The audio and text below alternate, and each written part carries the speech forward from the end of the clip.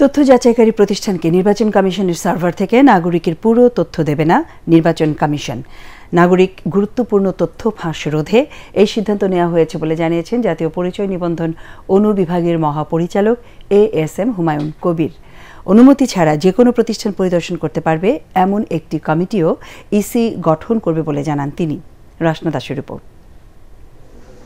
নির্বাচন কমিশনের সাথে চুক্তিবদ্ধ ১৮২টি প্রতিষ্ঠান জাতীয় পরিচয়পত্রের তথ্য যাচাই করে।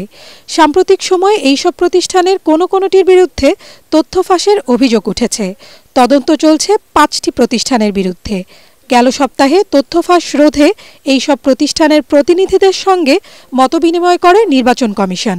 সোমবার মতবিনিময় সভায় সুপারিশ ও ইসির পদক্ষেপ তুলে ধরেন জাতীয় পরিচয় নিবন্ধন অনুবিভাগের মহাপরিচালক ASM হুমায়ুন কবির। বলেন, সেবা প্রদানের ধরনে পরিবর্তন আনবে ইসি।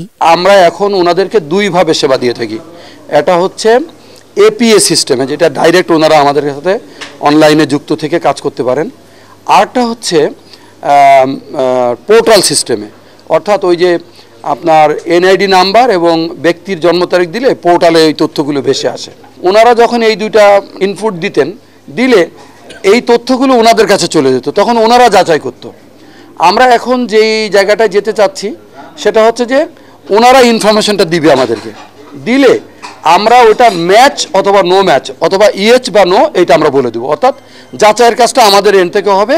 এখন থেকে ভ্যান্ডার প্রতিষ্ঠান ও এইসব প্রতিষ্ঠানের ব্যবস্থাপনায় যারা থাকবেন তাদেরও তদারকি ও যাচাই করা হবে। আমরা টিম করে দিব এবং সেখানে আপনার আইন শৃঙ্খলা রক্ষাকারী বাহিনী বা নিরাপত্তার সাথে জড়িত ব্যক্তিরা সংশ্লিষ্ট থাকবেন ওই টিমে, এবং ওনারা যে কোনো সময় যে কোনো প্রতিষ্ঠানে যেয়ে ওনাদের সিস্টেমটা চেক করতে পারবেন, যাতে ওই সিস্টেমে কোথাও কোনো ত্রুটি থাকলে তাদের বিরুদ্ধে আইনগত ব্যবস্থাটাও নেওয়া সহজ হয়। জাতীয় পরিচয়পত্র সংশোধনে গৃহীত ক্রাশ প্রোগ্রামে জমা থাকা ৫০% আবেদন এরই মধ্যে নিষ্পত্তি হয়েছে বলে জানান মহাপরিচালক। রাসনা দাস, ATN বাংলা, ঢাকা।